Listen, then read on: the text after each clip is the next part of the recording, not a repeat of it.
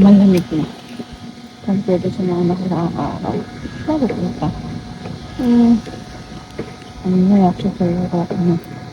Yung, magbisil muna ako ng water dun sa may, ano, sa,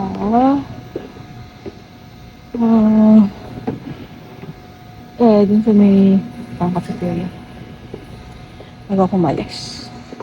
Then, i-train na lang tayo papuntang Myeongdong. Fighting! Grabe yung neighborhood. Kaya lang, ang K-drama. Ah, waiting tayo ngayon. Hmm.